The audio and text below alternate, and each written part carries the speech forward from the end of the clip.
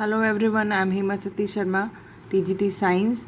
And students, we are discussing the chapter called Combustion and Flame for class 8. We have already discussed the definition of combustion and the terms which are used while studying combustion and flame in our first lecture.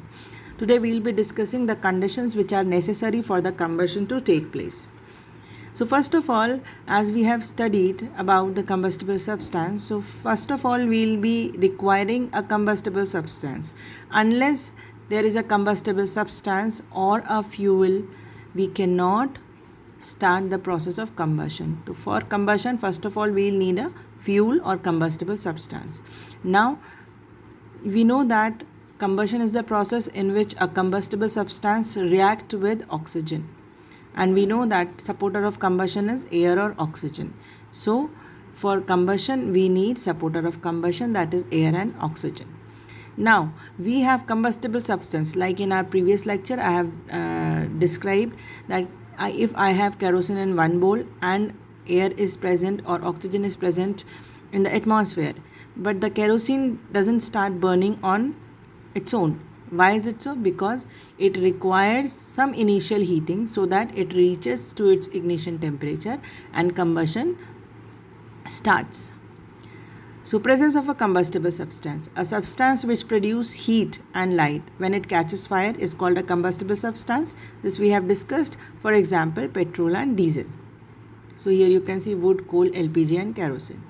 Now presence of supporter of combustion. This we have studied that a combustible substance continues to burn only if there is a continuous supply of supporter of combustion, that is oxygen. For example, we have seen this example before also, that this is a jar, the inverted jar, and here there is some passage so that oxygen can enter.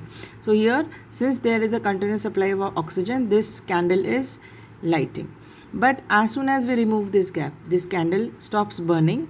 And why is this stopping of burning is there? Because now there is no more supply of oxygen. Now initial heat to bring the combustible substance to its ignition temperature. The substance must reach its ignition temperature to catch fire. So every or most of the combustible substances have ignition temperature which are higher than the room temperature. Now if the combustible substance is at room temperature and we want it to start or undergo combustion, we have to make the substance reach to its ignition temperature. Now since the ignition temperature is more than the room temperature, so what we need to do to raise its temperature? We need to heat it. Different combustible substance catch fire at different temperatures or have different ignition temperature. Now combustible substance needs spark or burning matchstick to burn. Why they need spark or burning matchstick? Because they require a raise in temperature so that its temperature is raised and ignition temperature is reached. Even a matchstick does not catch fire on its own. It requires to be rubbed to produce heat and reach the ignition temperature. So you must have seen and you must have used a matchstick, right? So that matchstick also does not catch fire on its own. Once we rub that matchstick, the heat is produced and it starts burning. That means it reaches to its ignition temperature while we rub the matchstick against that box. So we will be discussing what is a matchstick and how does it burn.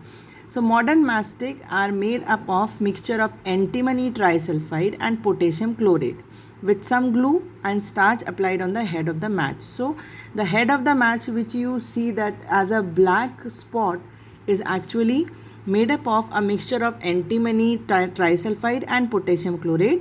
These chemicals are mixed with glue and starch, and these are then applied on the head of the match. Now rubbing surface, that means this rubbing surface has powdered glass and some red phosphorus.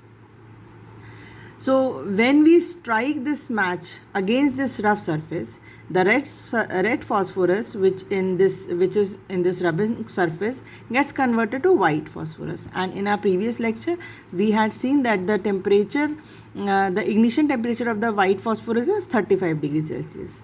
So this red phosphorus converts into white phosphorus and reacts with potassium chlorate. Potassium chlorate is present here in the matchstick. to ignite antimony trisulfide, which is also present in this head.